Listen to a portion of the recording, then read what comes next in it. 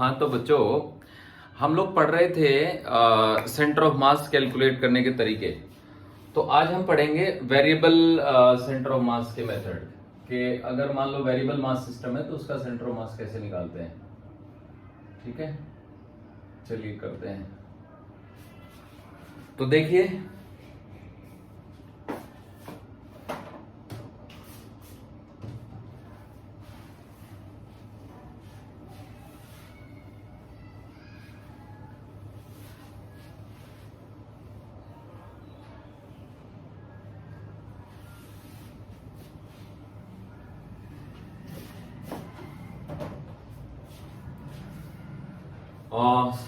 Question मैं दे रहा हूं। A rod of length L is placed on x-axis in such a way that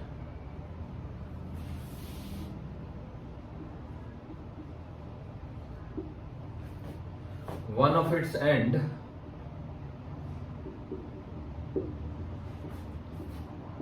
is at origin and जो linear mass density है and the linear mass density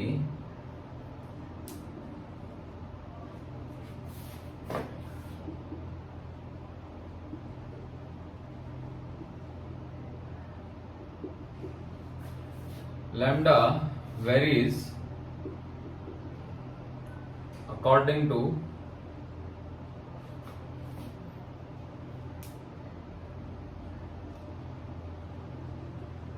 distance from x-axis.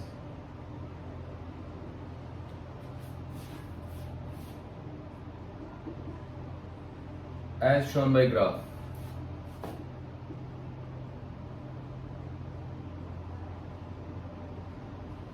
ठीक है, as shown by graph नहीं, as given by the equation,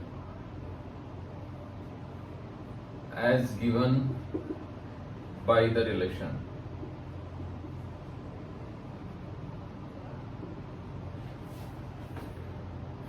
Lambda is equal to lambda naught plus bx. ठीक है, b is some constant,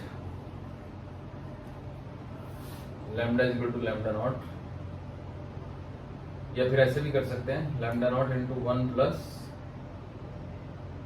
x by l। दोनों actually एक ही चीज है, वहां पे बस b नॉट की value lambda naught by l हो गई। ठीक है, फाइंड कोऑर्डिनेट्स ऑफ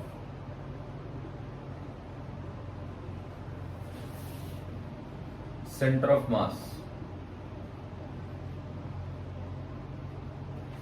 तो देखिए कैसे करेंगे, तो मैं बता देता हूं।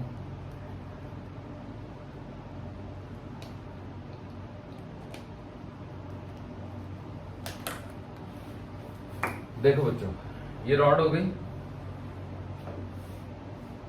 अब रॉड की जो लीनियर मास डेंसिटी है ना, वो कांस्टेंट नहीं है, वो वेरिएबल है।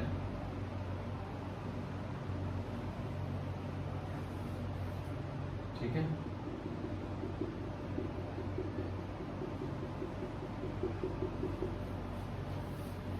एक एंड ओरिजिन पे है, दूसरा and X equal to L पे है, और ये ग्राफ है। तो अब देखिए, अगर मैं यहां पे एक एलिमेंट ले लूं, यहां पे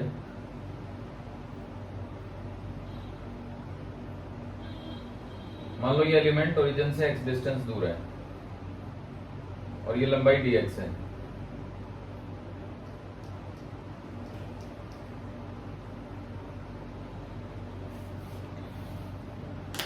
तो let us find out the mass of the element. So let dm be mass of the element.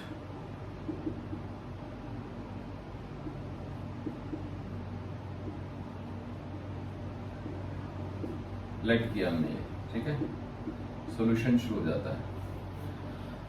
अब जो फॉर्मूला है हमारा सेंटर ऑफ मास का, एक्सीएम क्या है? XCM is just X DM divided by DM, इसका इंटीग्रेशन इसका इंटीग्रेशन। अब ये इंटीग्रेशन है, अदरवाइज डीएम कैंसिल नहीं कर सकते आप, समझ गए ना बच्चों? ये नहीं कि डीएम से डीएम काट दो। अब डीएम जो है वो लैम्डा इंटू डीएक्स आ जाएगा, और लैम्डा ये पड़ा ही हुआ है, तो बस कुछ नहीं करना है, इंटीग्रेशन ही करना है। तो देखो x तो रहेगा ही, लैम्डा की वैल्यू हो गई lambda not into 1 plus X upon L into DM, DM is lambda DX, तो into DX divided by lambda not into 1 plus X by L into DX, integration और ये इंटीग्रेशन। अब lambda naught integration से बाहर आएगा और वो cut जाएगा, तो आप लैम्डा नॉट को काट सकते हैं, और लिमिट 0 से एल जाएगी, 0 से एल जाएगी। अब जगह की कमी के चलते मैं क्वेश्चन को मिटा रहा हूं।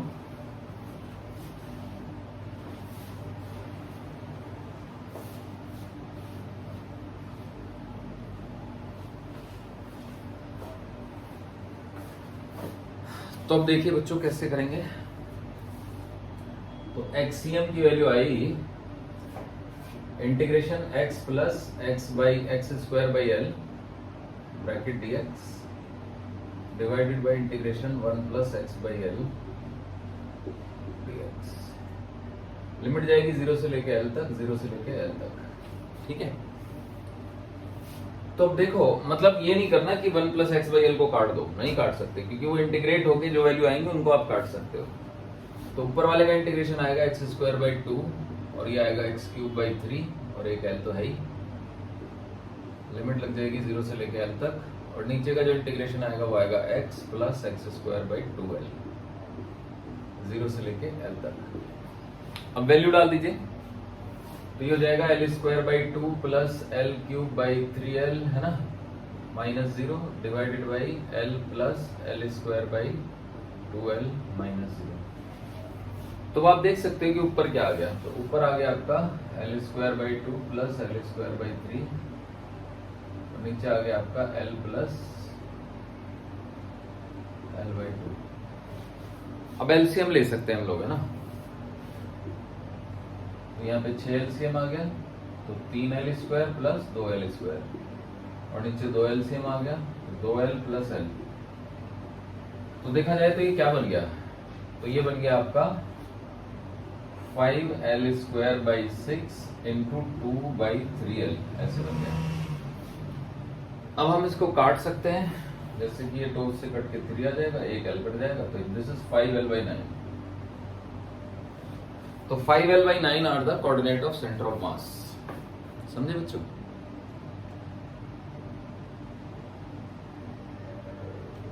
तो इसमें ये आसानी से आ गया। चलिए आगे बढ़ते हैं, और अब मैं बताता हूं कि अगर ग्राफ से दिया होता तो भी, मतलब अगर यही क्वेश्चन ना ग्राफिकली भी दे सकता है एग्जामिनर, जैसे कि एग्जामिनर ना ग्राफ बना सकता है मास का, ऐसे ऐसे। तो ये हो गया lambda, this is lambda not and this is 2 lambda nought, ठीक है। तो this is X is equal to L, तो इसका फंक्शन हमको बनाना पड़ेगा, ठीक है। तो देखो यहां पे कहीं पे लैम्डा है, तो this value, this height is lambda and this base is x. तो आप समझ सकते हो कि ये वाली हाइट हो गई आपकी lambda minus lambda naught, this height is lambda minus lambda not, and this height is 2 lambda naught minus lambda naught. तो height upon height is equal to base upon base upon base, or height upon height is equal to base upon base. So this is just lambda naught, lambda minus lambda naught by lambda naught, lambda minus lambda naught by lambda naught is equal to base. Base is x and this base is l. मतलब छोटे वाले triangle की height upon में बड़े वाले triangle की height is equal to छोटे वाले ट्राइंगल का बेस अपॉन में बड़े वाले ट्राइंगल का बेस, x अपॉन l। अभी उधर चला जाएगा, तो lambda is equal to lambda nought plus lambda not into X upon L, ये हो जाएगा बस यहीं पे लिख देता हूँ मैं, lambda naught common 1 plus X upon L. तो जैसे कि मैं कह रहा था एज शोन इन ग्राफ, तो अगर एज शोन इन ग्राफ होता तो वो इस तरह का ग्राफ होता, समझे बच्चों? तो आई होप आप समझ गए। अच्छा, इसको इक्वेशन को मैं थोड़ा और बदल देता हूं।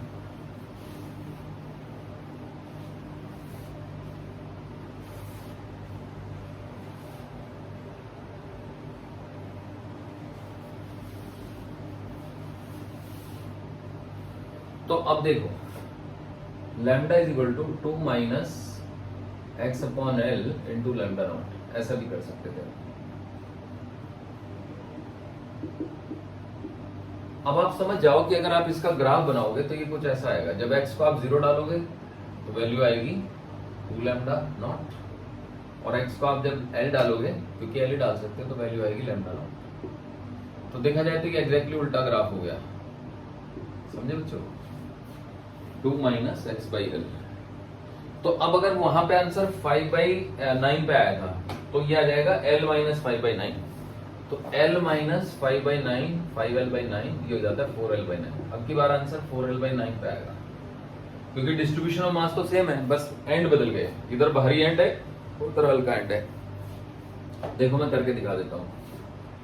xcm is equal to integration x dm divided by integration dm।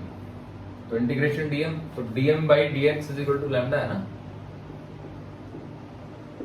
जो लैम्डा है वो एक्चुअली dm बाई dx ही है, तो यहां से dm की वैल्यू लैम्डा dx हो जाएगी। So dm equals to lambda into dx। Lambda ये पढ़ा ही हुआ है। So this comes out to be x into lambda nought into 2 minus x by lambda x by l into dx divided by integration lambda nought into 2 minus x by l into dx। Integration 0 से लेके l तक, 0 से लेके l तक। Lambda naught cut गया तो ये 2x हो गया, तो 2x का इंटीग्रेशन हो गया x स्क्वायर, और ये हो गया x स्क्वायर, इसका इंटीग्रेशन हो गया x क्यूब बाई 3। नीचे आ गया 2, तो 2x minus x square by 2। अब इसकी लिमिट है 0 से l तक, इसकी भी लिमिट है 0 से l तक। जब आप 0 डालेंगे तो कुछ आएगा नहीं, 0 ही आएगा। तो ये हो जाएगा l स्क्वायर माइनस, देखो l क्यूब बाई 3l, तो बस l स्क्वायर बाई 2 लिख दो, 3 लिख दो। नीचे आ जाएगा 2l माइनस l बाई 2 लिख दो, क्योंकि l स्क्वायर बाई 2l है तो ये तो कट ही जाएगा, माइनस 0 है ना।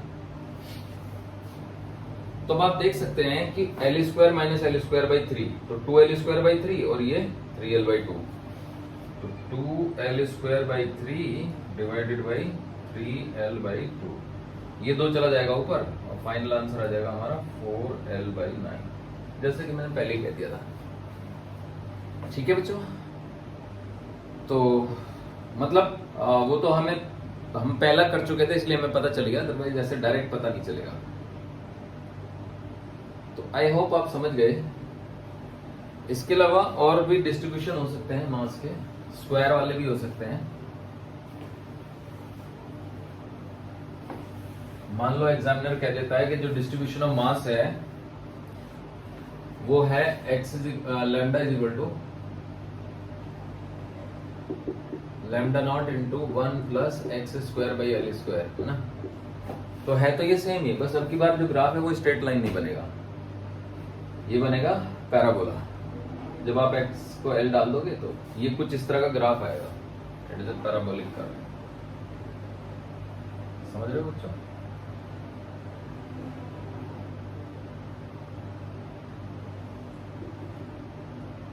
ये x is equal to l हुआ, ये x इज इक्वल टू 0 हुआ, ये लैम्डा नॉट हुआ और ये 2 लैम्डा नॉट हुआ, है ना।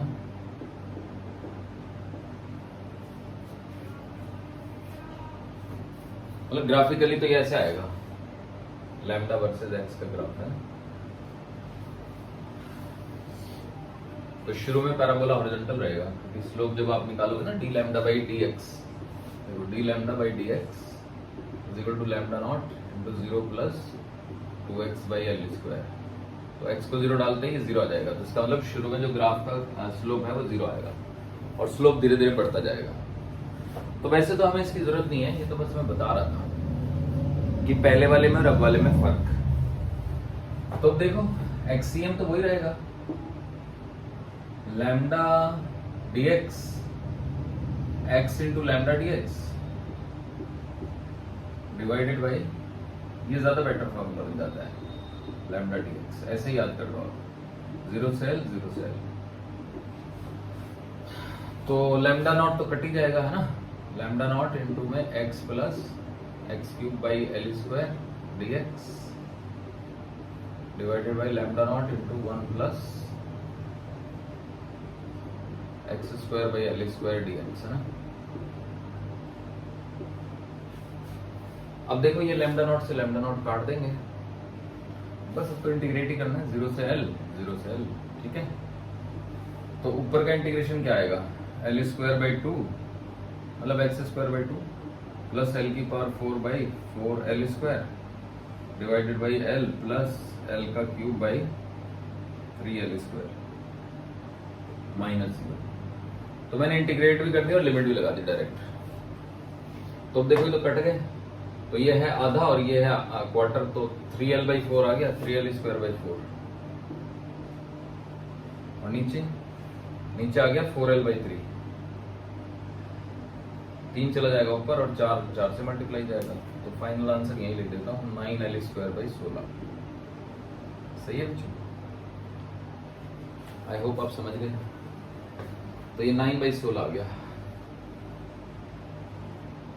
तो इस तरीके से वेरिएबल मास सिस्टम हो सकता है, तो उसका मास निकल जाएगा और क्या है, ठीक है।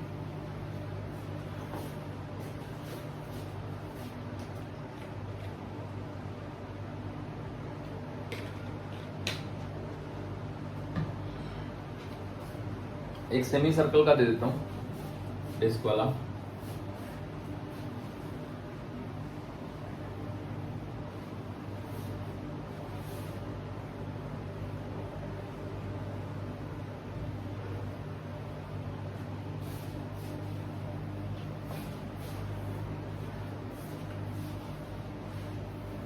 देखिए बच्चों,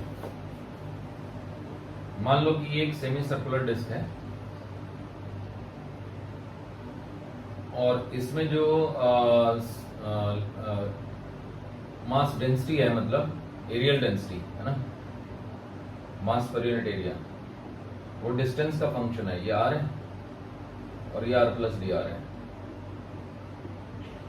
और ये कैपिटल R है, ठीक है, ये ओरिजिन है। तो जो सिग्मा है ना वो वेरिएबल है,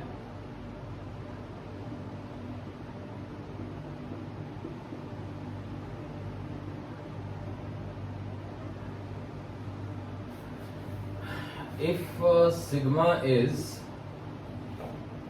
sigma naught into 1 plus r by big R, है ना। बात वही है कि अगर आप यहाँ पे इसको स्मॉल r को 0 डालोगे तो यहाँ पे डेंसिटी सिग्मा नॉट होगी, यहाँ पे 2 सिग्मा नॉट होगी, तो डेंसिटी बढ़ती जा रही है।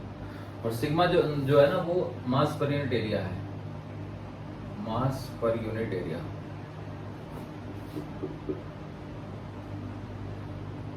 और आप इसको सरफेस मास डेंसिटी कह सकते हो, सरफेस मास डेंसिटी। एक वॉल्यूम मास डेंसिटी होती है जो सामान्य डेंसिटी होती है, जिसको आप जानते हो। तो वॉल्यूम मास डेंसिटी, जिसको आप रो कहते हो, मास पर यूनिट वॉल्यूम, जिसको हम आम भाषा में डेंसिटी कहते हैं, तो उसका पूरा नाम होता है वॉल्यूम मास डेंसिटी।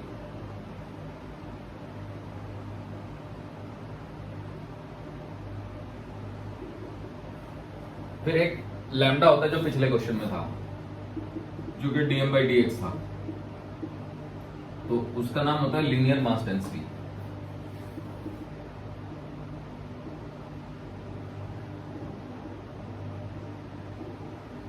यानी कि मास पर यूनिट एरिया, ठीक है, मास पर यूनिट लेंथ, ये हुआ मास पर यूनिट एरिया, ठीक है।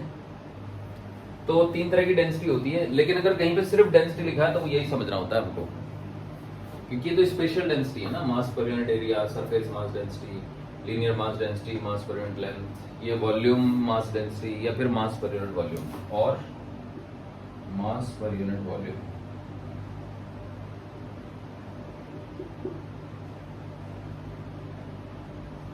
यूनिट वॉल्यूम का मास मतलब अगर कहीं कुछ नहीं लिखा ना स्पेशल, तो यही डेंसिटी को डेंसिटी माना जाता है। जैसे जो आपका फ्लूइड की डेंसिटी होती है, जो तैरने वैरने के जो रूल होते हैं ना, लॉ ऑफ फ्लोटेशन, उसमें यही वाली डेंसिटी यूज होती है। ये स्पेशल है दोनों, तो इसको तो हम यूज कर ही चुके हैं, अब इसको यूज कर रहे हैं। ठीक है, देखिए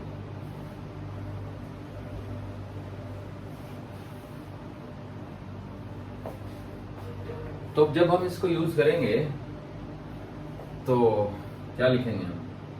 तो हम डीएम लिखेंगे। ये भी डीएम बाई डीए हो गया ना actually. DM by DA is equal to sigma. तो डीए का मतलब है इस पट्टी का एरिया। तो अब अगर इस पट्टी को आप खोल लो, मान लो आप इस पट्टी को खोल लेते हो ऐसे, है ना, तो ये जो पट्टी खुल जाएगी ना, तो इसकी लंबाई ये 2 पाई आर हो जाएगी। थोड़ी इधर से 2 pi are plus D R हो जाएगी, इधर वाली बस इग्नोर मार देंगे। 2 पाई इंटू में आर प्लस डी आर। तो आर प्लस डी आर और आर को बराबर ही मान लेंगे, मतलब इसको रेक्टेंगल ही मान लेंगे। तो अगर हम इसको रेक्टेंगल मान लेते हैं तो इसका एरिया कितना हो गया? 2 pi R into D R हो गया। 2 pi R into D R, this is the area D. तो अब देखो डीएम की वैल्यू क्या हो गई? Sigma not into 1 plus R into 2 pi R into D R, कैसे हो गई? अब अगर हमें सेंटर ऑफ मास निकालना है, तो हमारा जो एलिमेंट है वो ये रिंग है। तो रिंग का सेंटर ऑफ मास जो है कहां पे होता है? वो 2r बाई पाई पे होता है। तो कुल मिला के y कोऑर्डिनेट अगर हमें निकालने हैं तो YCM की वैल्यू आएगी 2 small r by pi into dm, है ना, का integration divided by only dm का इंटीग्रेशन, ये लेना होता है।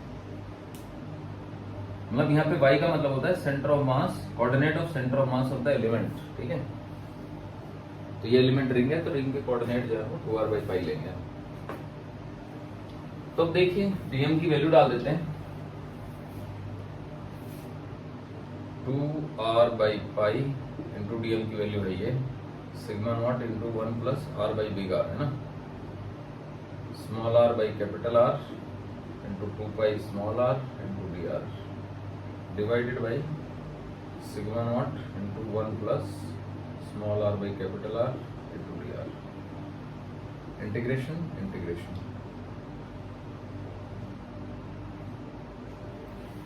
अब देखो पाई से पाई काट देते हैं।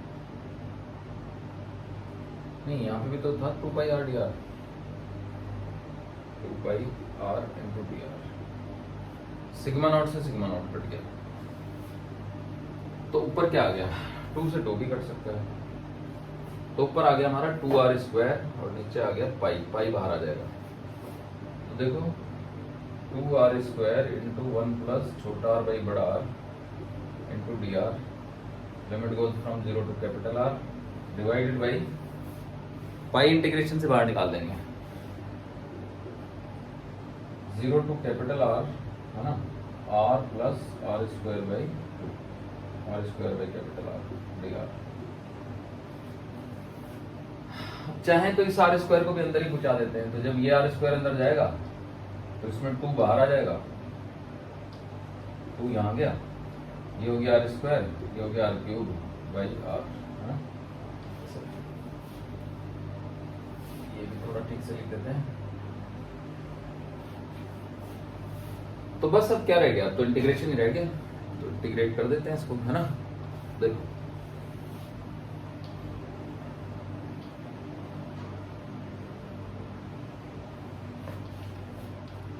तो ये 2 अपॉन पाई यहाँ रह गया, 2 अपॉन पाई, ऊपर की लिमिट क्या आएगी?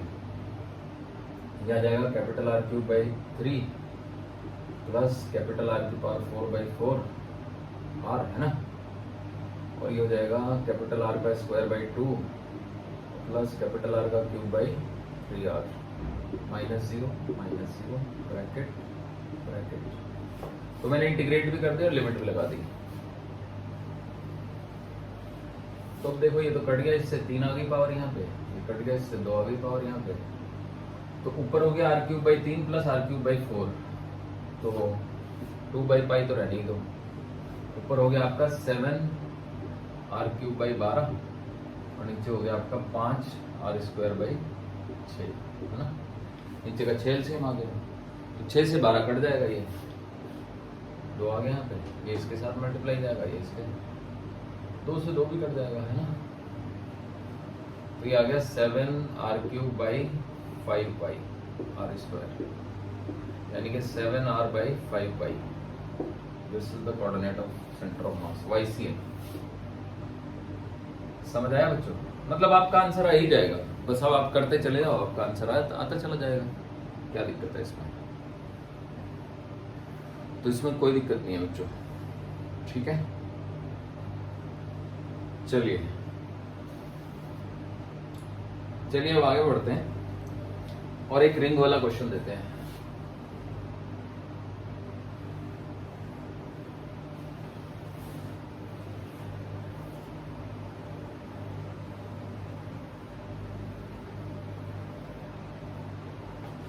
देखिए,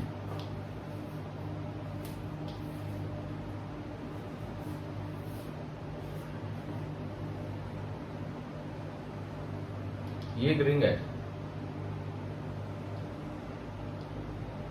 ठीक है। यहां पे एक एलिमेंट है, ये एंगल थीटा है, तो यहां पे थीटा, तो जो लैम्डा है ना वो लैम्डा नॉट इंटू में cos स्क्वायर थीटा है, ठीक है। या फिर लैम्डा नॉट इंटू में cos थीटा भी कर सकता था मैं, इसमें कोई दिक्कत नहीं है। मतलब यहाँ पे लैम्डा की वैल्यू मैक्सिमम है और जैसे जैसे हम इधर आते हैं वैल्यू 0 की तरफ अप्रोच होती है, क्योंकि cos 90 हो जाएगा, इधर भी पॉजिटिव इधर भी पॉजिटिव। तो सेमी सर्कुलर रिंग है, it is a semi circular ring.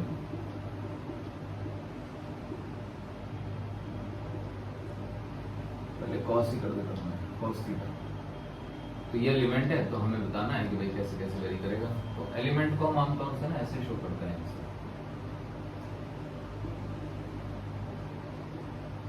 ये एंगल हो जाता है d थीटा।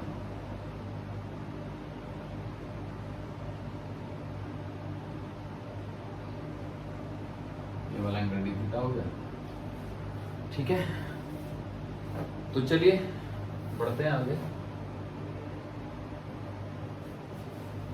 तो dl इज इक्वल टू आ जाएगा r इंटू में d theta.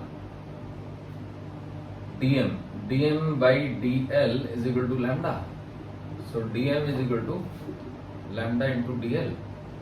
Lambda is lambda not into cos theta and dl is r into में d theta. So lambda not into r into cos theta d theta,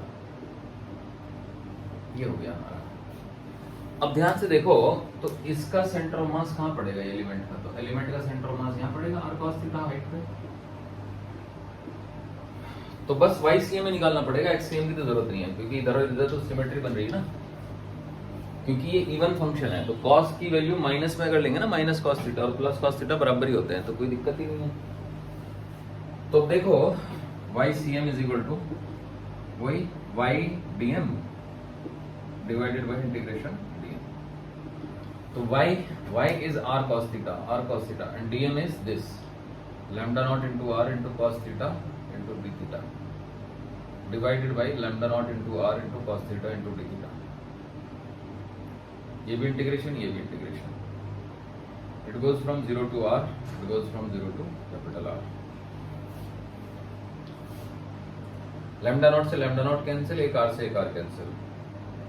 r into में cos theta into में d theta, cos square theta, 0 से capital R, no not 0 से capital R, 0 से -π/2 से +π/2, -π/2 से +π/2, -π/2 से +π/2। Angle को देखना ना हमें, तो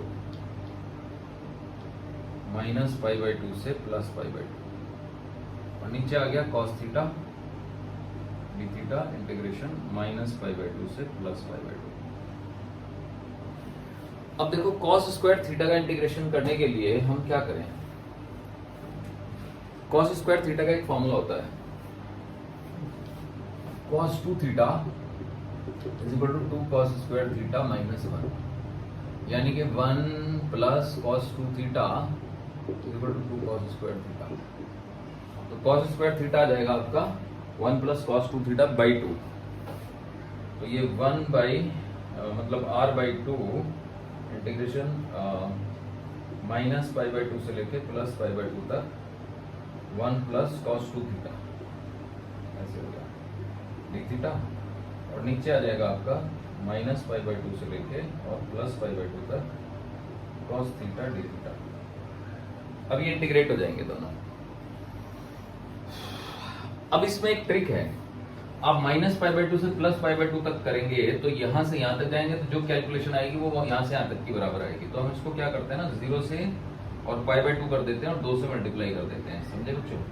ऐसे ही इसको भी 0 से पाई बाई 2 कर देते हैं और 2 से मल्टीप्लाई कर देते हैं, तो ये 2 इस 2 से कट भी जाता है, तो बड़ा ही मजेदार बन जाता है ये, समझे।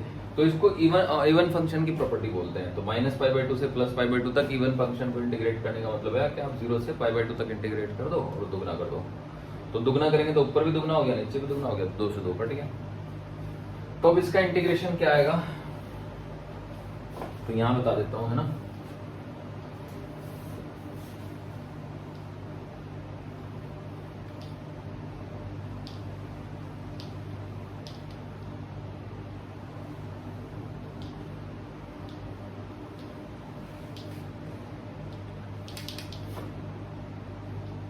तो देखो बच्चों r बाई 2 तो रहेगा ही रहेगा।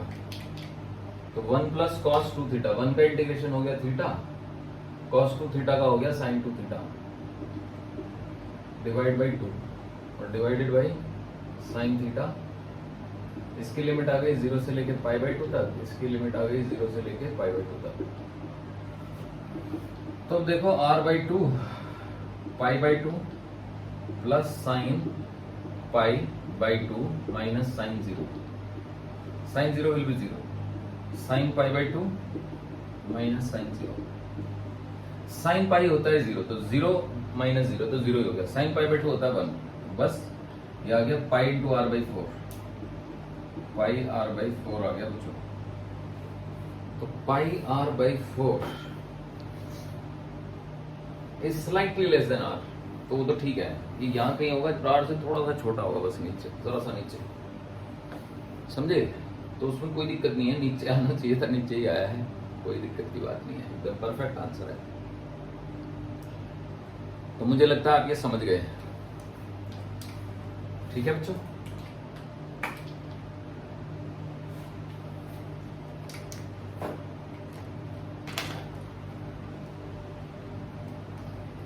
चलिए अब आगे बढ़ते हैं और एक क्वेश्चन देते हैं आपको। अब वेरिएबल में तो इतने ही क्वेश्चन बहुत हैं, अगर आप इतने कर लेते तो काफी है, ठीक है। आई थिंक तो इतना काफी है।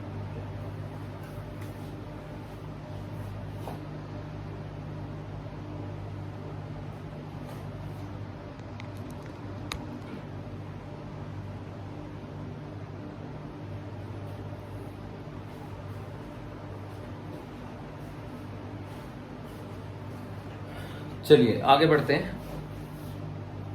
अब हम बात करेंगे प्रॉपर्टीज की, प्रॉपर्टीज ऑफ सेंटर ऑफ मास।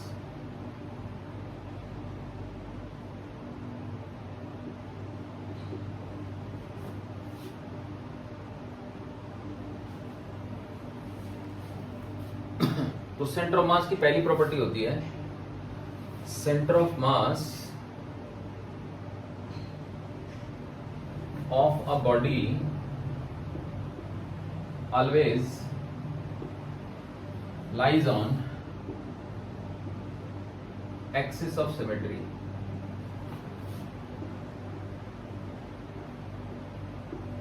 मतलब जैसे अभी अभी हमने देखा है, एक रिंग वाला क्वेश्चन था, तो उस रिंग में आप देख सकते हो कि यहां पे cos थीटा से एंगल था। तो इस तरीके से अगर मैं y एक्सिस को देखूं तो y axis is the axis of symmetry, तो centre of mass y axis पे आएगा। अब अगर मैं इस रिंग को पूरा ही कर दूं, समझे, और रिंग की लीनियर मास डेंसिटी जो है वो यूनिफॉर्म हो, तो वो x एक्सिस पे भी आएगा। तो x एक्सिस और y एक्सिस दोनों को एक दूसरे को सेंटर पे काट रही हैं, तो पूरी रिंग का सेंटर ऑफ मास सेंटर पे पड़ जाएगा। सेम चीज happen for you can say sphere. तो अगर ये स्फेयर होता तो ये भी सिमेट्रिकल एक्सिस है, ये भी तो इसी पॉइंट ऑफ इंटरसेक्शन पे आएगा। और फिर एक और एक्सिस ऐसे बना सकते हैं, वो भी एक्सिस ऑफ सिमेट्री है।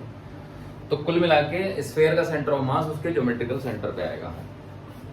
फिर जैसे हम बात करें कोन की, इन्वर्टेड कोन है ना, तो मान लो ये सॉलिड कोन है इन्वर्टेड, तो इस सॉलिड कोन में अगर आप सेंटर से और वर्टेक्स को ज्वाइन करने वाली लाइन बनाओ तो उसके अबाउट ये सिमेट्री है, तो इस पे आएगा सेंटर ऑफ मास।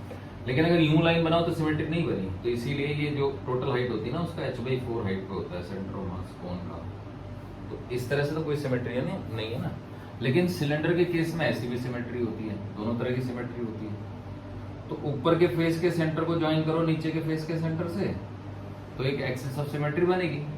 और यहाँ से एक प्लेन इमेजिन करो, है ना, ये प्लेन ऑफ सिमेट्री बनेगा जो दो पार्ट में काट रहा है। तो ये प्लेन और ये एक्सिस जहाँ पे काट रही है वही सेंटर ऑफ मास है। मतलब इधर से तो L/2 हाइट हो गई नीचे से, ऊपर से भी L/2 हो गई, है ना,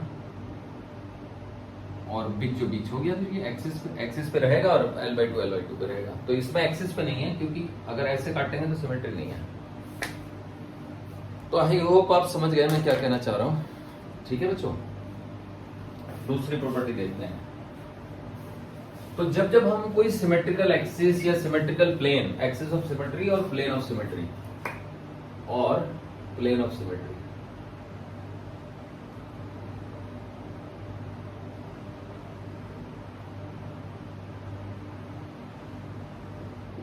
एक्सिस ऑफ सिमेट्री या प्लेन ऑफ सिमेट्री अगर हमें मिल गया तो हम मतलब बिंदास कह सकते हैं कि भाई सेंटर ऑफ मास उसी जगह पे है। तो चलिए सेकंड प्रॉपर्टी देखते हैं। तो जो F एक्सटर्नल होता है ना, वो होता है M इंटू में ACM, जहां पे ACM का मतलब है एक्सेलरेशन ऑफ सेंटर ऑफ मास।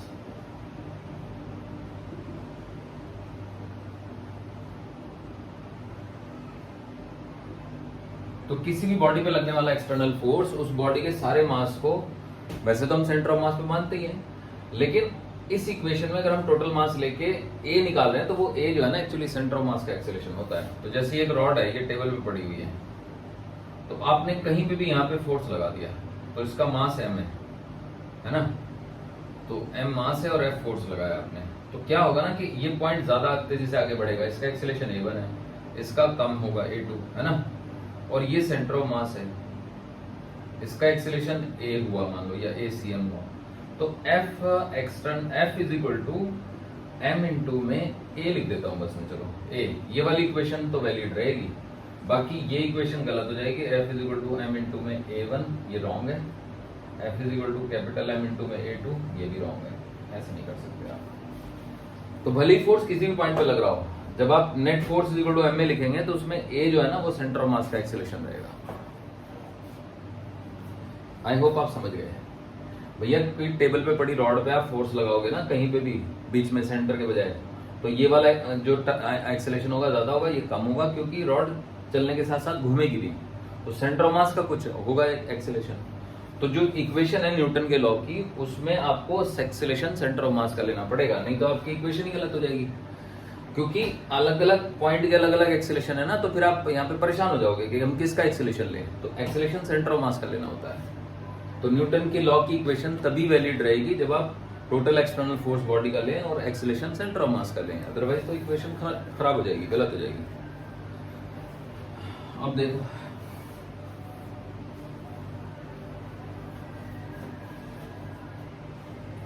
तीसरी प्रॉपर्टी है कि F external is equal to M into में dVCM/dt, ये भी था। तो अगर किसी बॉडी पे एक्सटर्नल फोर्स 0 है तो उसके सेंटर ऑफ मास की वेलोसिटी कांस्टेंट रहेगी। तो if F external is equal to 0, this implies that dVCM/dt is equal to 0. This gives me VCM is equal to constant. यानी कि if there is no external force on a system the velocity of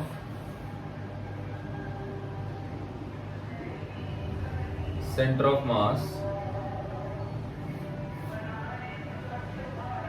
will remain constant.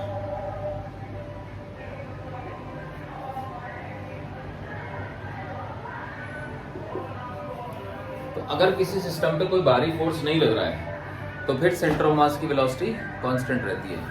ठीक है बच्चों,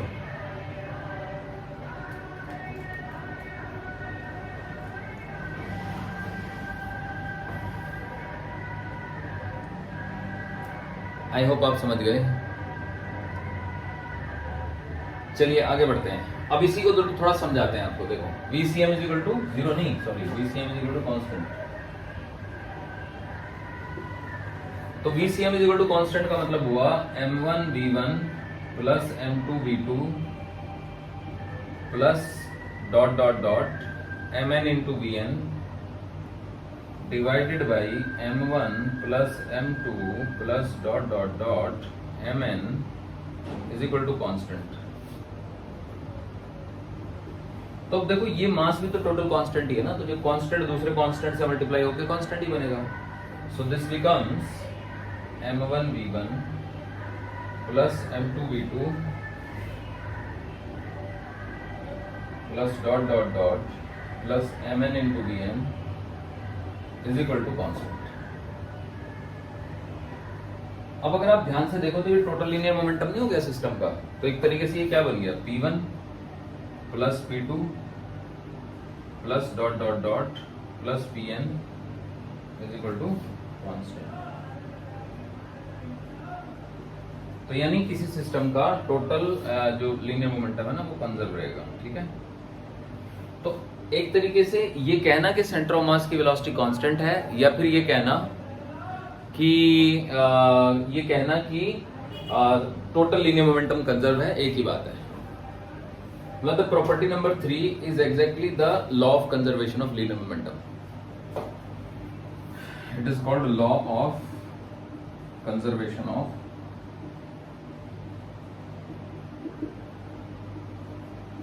linear momentum.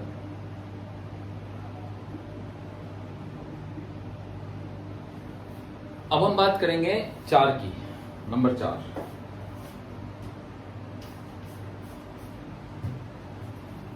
तो देखो number 4 जो है ना वो नंबर 3 का ही एलिब्रेशन है। ठीक है, उसी को एलिब्रेट करेंगे तो नंबर 4 प्रॉपर्टी आती है।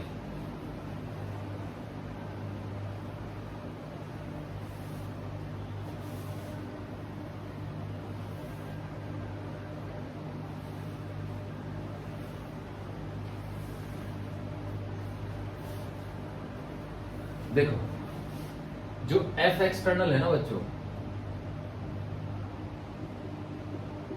Is equal to m into में dVCM बाई dt। तो दिखने में तो आपको लगेगा कि एक इक्वेशन है, और एक्चुअली में ये एक नहीं है, ये 3 इक्वेशन है। कैसे बोला, देखो F एक्सटर्नल को आप लिख सकते हो Fx i cap plus Fy j cap plus Fz k cap. More precisely speaking summation Fx summation Fy summation Fz। तो समीशन का मतलब है जितने भी फोर्सेज एक्स एक्सिस के लॉन्ग एक्ट कर रहे हैं उन सबको जोड़ जान लो, जितने भी फोर्सेज वाई के लॉन्ग एक्ट कर रहे हैं सबको जोड़ लो, जितने भी फोर्सेज जेड के लॉन्ग एक्ट कर रहे हैं सबको जोड़ लो, तो आपका नेट एक्सटर्नल फोर्स आएगा। ऐसे ही आप कह सकते हो VCM is equal to Vx i cap plus Vy j cap और प्लस Vz k कैप, है ना। तो अगर मैं इसको इसमें डाल दूं तो देखो summation Fx i cap plus summation Fy j cap plus summation Fz k cap is equal to हो गया m इंटू में d by D T of Vx i cap plus Vy j cap plus Vz k cap, है ना। अब अगर मैं i के coefficient को i के कोफिशिएंट से कंपेयर कर दूं तो summation Fx is equal to m into में dVx by D T, summation Fy is equal to m into में dVy by D T and summation F Z is equal to M into में D V Z by D T. अब मान लो x एक दिशा है, x horizontal दिशा भी हो सकती है, वर्टिकल भी हो सकती है, कोई भी हो सकती है, पर मैं एज्यूम कर लेता हूं कि ये x डायरेक्शन है, हॉरिजॉन्टल यही है, और ये y डायरेक्शन है, या ये x मान लेते हैं, this is x and this is y। समझे बच्चों? तो x हो गया मेरी तरफ ऐसे, y हो गया इस तरफ ऐसे, x and then y and this is z। तो जो z डायरेक्शन है वो वर्टिकली अप हो गई, वर्टिकली अप, है ना। x जो y जो है वो ईस्ट हो गया और ये साउथ हो गया। ईस्ट अगर इधर है तो साउथ आपकी तरफ होगा ना, और ये जो माइनस x है ना, x डैश, ये नॉर्थ हो गया, और ये जो माइनस y है ना, y डैश, ये वेस्ट हो गया। समझ रहे हो बच्चों? तो अगर किसी बॉडी पे वर्टिकल डायरेक्शन में कोई फोर्स नहीं है ना, या वर्टिकल डायरेक्शन में फोर्स है पर हॉरिजॉन्टल डायरेक्शन एक्स ईस्ट और वेस्ट में कोई फोर्स नहीं है, no horizontal force, if there is some force in vertical direction, है ना,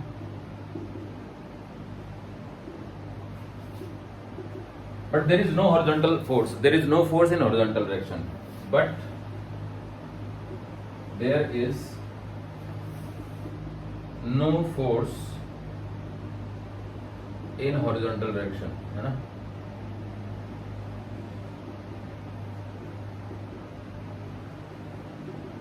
अब आप जान लो बच्चों कि z एक्सिस को मैंने वर्टिकली अप लिया है और जो z डैश एक्सिस है उसको मैंने वर्टिकली डाउनवर्ड लिया है ना, डाउन। तो क्योंकि fz जीरो नहीं है तो vz जो है वो dvz बाई dt जीरो नहीं होगा, तो z डायरेक्शन में वेलोसिटी बदल सकती है पर जो vx और vy है वो कांस्टेंट रहेंगे। तो इसका मतलब ये हुआ कि vx, है ना, is constant and vy is also constant. तो x और y जो दिशाएं हैं वो हॉरिजॉन्टल हैं, y दिशा ईस्ट है और x दिशा साउथ है। तो मतलब साउथ में जो कंपोनेंट है वो भी नहीं बदलेगा और ईस्ट का कंपोनेंट भी नहीं बदलेगा, तो इसका मतलब हॉरिजॉन्टल डायरेक्शन में कोई भी कंपोनेंट नहीं बदलेगा। तो एक स्पेशल केस हो गया जिसमें कि वर्टिकल डायरेक्शन में वेलोसिटी घट भी सकती है, बढ़ भी सकती है, पर हॉरिजॉन्टल डायरेक्शन की वेलोसिटी कांस्टेंट रहेगी। अभी ऐसा भी कर सकता था कि मैं मान लो कि जो फोर्स का कंपोनेंट है वो सिर्फ और सिर्फ ईस्ट की तरफ है, तो अगर सिर्फ ईस्ट की तरफ होता फोर्स, या मतलब ये मान लो कि जो आपका क्या कहते हैं एक्स डायरेक्शन है, मतलब साउथ वाली, उसमें कोई फोर्स ही नहीं है, ये भी नहीं है, तो फिर ये नहीं है, ये भी कांस्टेंट ही रहेगा, और ईस्ट की तरफ फोर्स लग रहा है तो फिर ये वेरिएबल हो जाएगा, और वर्टिकल डायरेक्शन में भी कोई फोर्स नहीं है तो वर्टिकल डायरेक्शन की वेलोसिटी भी कांस्टेंट रहेगी। तो कहने का मतलब ये तीन इक्वेशनें बन गई। अब इसमें एक्स वाई जेड तीन म्यूचुअली परपेंडिकुलर डायरेक्शन है, उसके अकॉर्डिंग आप इसको कन्वर्ट कर लो, जैसी सिचुएशन है वैसा लगा लो। समझे बच्चों? अब एक और प्रॉपर्टी है बच्चों, देखो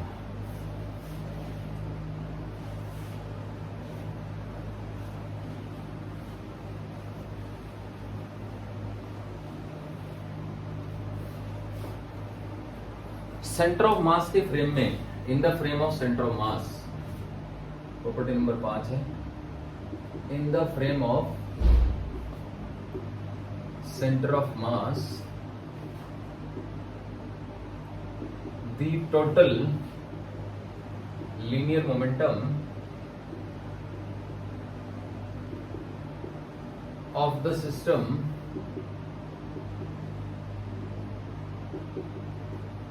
is always zero। Centre of मास के फ्रेम में जो टोटल लीनियर मोमेंटम है ना वो हमेशा ही जीरो रहेगा, ठीक है। तो वो कैसे रहेगा? तो देखो ऐसे रहेगा, मान लो आप सेंटर ऑफ मास पे बैठ गए तो m1 इंटू में r1 प्लस m2 इंटू में r2, है ना, plus dot dot dot mn into में rn divide by m1 plus m2 plus dot dot dot plus mn, या RCM आता है, पर आप उसी जगह पे बैठे हो, मतलब उसी को ओरिजिन ले लिया आपने जहां पे सेंटर ऑफ मास है, तो सेंटर ऑफ मास जीरो हो गया, तो भी उधर जाके जीरो हो जाएगा। तो इसका मतलब m1 r1 plus m2 r2 plus dot dot dot mn into rn is equal to हो गया जीरो। तो अगर ऐसा हो गया तो अगर मैं इसको डिफरेंशिएट कर दूं तो m1 इंटू में dr1 बाई dt, ये तो v1 हो गया, प्लस m2 इंटू में dr2 बाई dt, ये v2 हो गया, और plus dot dot dot mn into में drn बाई dt, है ना।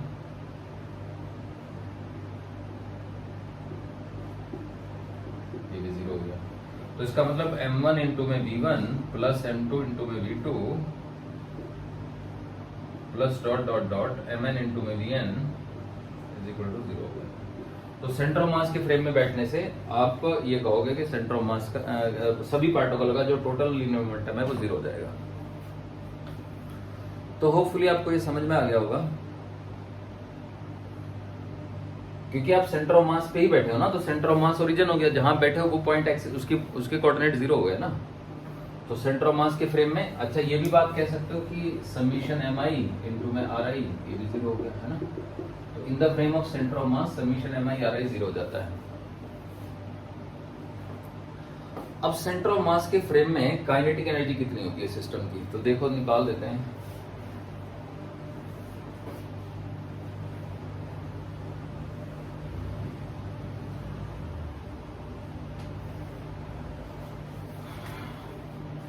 प्रॉपर्टी नंबर 6, तो इन the frame of centre of mass the kinetic energy of the system is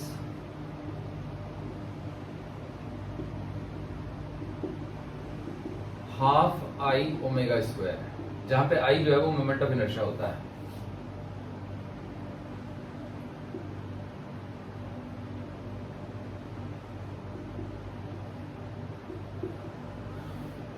और ओमेगा तो एंगुलर वेलोसिटी होती है। तो अब ये पढ़ाया नहीं मैंने, इसको मैं पढ़ाऊंगा आपको बाद में, लेकिन अभी फिलहाल में जो है ना आपको सिखा देता हूं कि सेंटर ऑफ मास के फ्रेम में हम कैसे वेलोसिटी निकालेंगे, हाफ आई ओमेगा स्क्वायर कैसे आएगी, क्या है इसका मतलब, ठीक है। तो चलिए बता देता हूं, देखो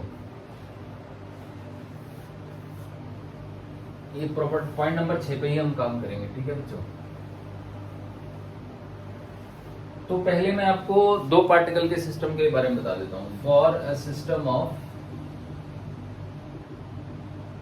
टू पार्टिकल्स, है ना,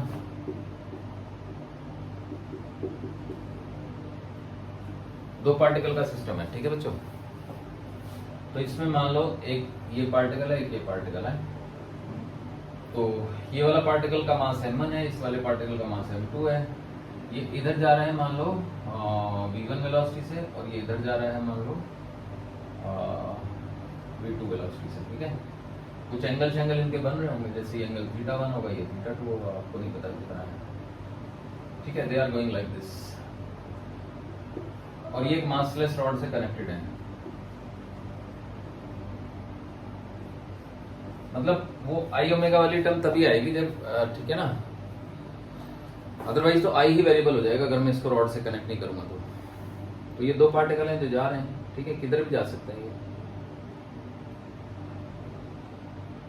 अब इनकी ज्यादा डीप में अगर मैं जाऊंगा तो बहुत भयानक हो जाएगा कॉन्सेप्ट, ठीक है। तो क्या किया जाए, तो किया ये जाए कि θ1 और θ2 को 0 ले लिया जाए। We don't want to make it so difficult, है ना।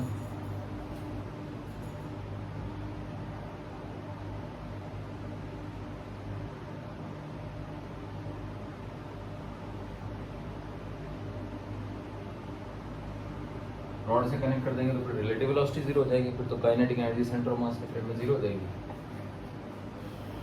अगर मैं ऐसे चला दूंगा तो। हाँ,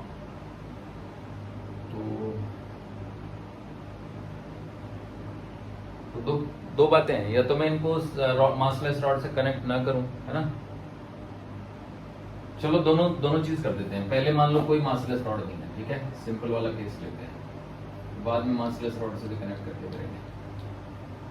तो ये मान लो v2 वेलोसिटी से भाग रहा है और ये v1 से, and there is no massless rod between them, ठीक है जी, अभी नहीं, क्योंकि ये काइनेटिक एनर्जी है, ये तो मतलब क्या कहते हैं खतरनाक वाले केस बन सकता है। सेंटर ऑफ मास के फ्रेम से काइनेटिक एनर्जी निकालनी है हमको इसकी। तो VCM निकालते हैं तो वो आ जाएगा m1v1 plus m2v2 divided by m1 plus m2। अब in the frame of centre of mass, तो मान लो कि u1 is velocity of a with respect to cm, है ना, and u2 is velocity of b with respect to cm। ये a है, ये b। तो cm फ्रेम में, यहाँ पे cm की वेलोसिटी आ गई ना बच्चों, vcm। तो cm के फ्रेम में cm तो रेस्ट पे ही होगा, है ना। तो ये जा रहा होगा u2 वेलोसिटी से और ये जा रहा होगा u1 वेलोसिटी से। समझ रहे हैं बच्चों? ये रेस्ट हो गया। m1 मास है, इसका m2 मास है, मास थोड़े ना बदलेंगे। तो काइनेटिक एनर्जी कितनी आ गई? तो काइनेटिक एनर्जी आ गई थी आपकी हाफ ऑफ m1 इंटू में u1 square plus half of m2 into में u2 स्क्वायर। ये kc है, मतलब सेंटर ऑफ मास के फ्रेम की काइनेटिक एनर्जी। तो अब देखो u1 की वैल्यू कितनी आएगी? तो u1 की वैल्यू आएगी आपकी v1 माइनस vcm, है ना, और ये आएगी v2 माइनस vcm, है ना। अब अगर v1 माइनस vcm निकालेंगे, मतलब, है ना, तो m1 v1 वाली टर्म कट जाएगी। तो ये जो वैल्यू है ना सॉल्व होके आएगी m2, है ना, m2 v1 minus m2 v2। तो m2 कॉमन ले सकते हैं हम लोग, तो v1 minus v2 divided by m1 plus m2, ये आएगी वैल्यू। ऐसी जब यहाँ पे रखेंगे तो m2 v2 वाली टर्म कट जाएगी, तो ये बचेगा m1 इंटू में, है ना, m2 v2 की टर्म कट गई, तो v2 minus v1 by m1 plus m2, ऐसा रहेगा। तो बस अगर टोटल लीनियर मोमेंटम लिखेंगे तो इसको m1 से मल्टीप्लाई करेंगे, इसको m2 से मल्टीप्लाई करेंगे, जोड़ेंगे तो देखो m1 m2 और v1 माइनस v2, ये v2 माइनस v1 जीरो आ जाएगा। तो सेंटर ऑफ मास के फ्रेम में टोटल लीनियर मोमेंटम तो जीरो आ गया। अब उसको यहाँ डाल देते हैं, तो half common m1 into m2 का स्क्वायर, m1 इंटू m2 का square divided by m1 plus m2 का स्क्वायर, है ना, इंटू v1 माइनस v2 का होल स्क्वायर। फिर यहाँ डाल देते हैं m2 इंटू m1 का स्क्वायर v2 माइनस v1 का स्क्वायर, है ना, divided by m1 plus m2 का होल स्क्वायर। अब जो चीज कॉमन है वो कॉमन उठा लेते हैं। तो देखो m2 स्क्वायर, तो m1 m2 common, m1 m2 common, v1 minus v2 square common, v2 minus v1, और इसको भी v1 माइनस v2 का होल स्क्वायर कर सकते हैं, क्योंकि स्क्वायर में तो कोई फर्क ही नहीं पड़ रहा। तो 1/2 इंटू में जब हम यहाँ से कॉमन उठाएंगे तो ये बचेगा सिर्फ m2 और ये बचेगा सिर्फ m1, और कॉमन क्या क्या आ गया, m1 आ गया, m2 आ गया, m1 प्लस m2 का होल स्क्वायर आ गया, है ना, और v1 माइनस v2 का होल स्क्वायर आ गया। अब देखो ये होल स्क्वायर है, ये एक पावर है, तो एक पावर कट जाएगी, एक पावर बचेगी बस। तो यहाँ से आ जाएगा आपका KCM इज इक्वल टू, है ना, KC is equal to half of m1 into m2 by m1 plus m2 into v1 minus v2 का होल स्क्वायर, ये आ गया। अब अगर यही रॉड से कनेक्ट होते हैं तो उनकी रिलेटिव वेलोसिटी जीरो होती, तो बस आंसर जीरो हो जाता है। लेकिन अगर फिर ये ऊपर की तरफ जा रहे होते तो फिर आंसर जीरो नहीं होता ना। तो उस केस में क्या आंसर बनेगा वो भी मैं बता दूंगा आपको। अब इस टर्म को हम रिड्यूस मास कह सकते हैं। तो यहां से मैं लिख सकता हूं कि Kc is equal to half of mu into में v रिलेटिव का स्क्वायर। समझे बच्चों? तो सेंटर ऑफ मास के फ्रेम में जो काइनेटिक एनर्जी का एक्सप्रेशन आया वो बहुत ही आसान सा आ गया, जिसमें म्यू जो है वो रिड्यूस मास है।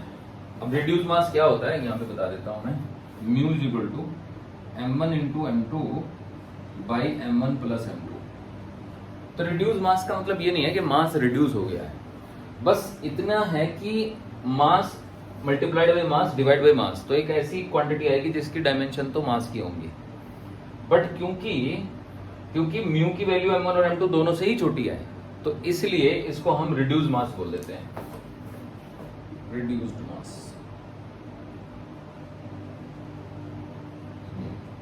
अब ये कैसे पता चलेगा कि म्यू की वैल्यू m1 और m2 दोनों से छोटी है? तो वो हम ऐसे पता लगा लेंगे। अगर हम इसको ऐसे लिख लें तो देखो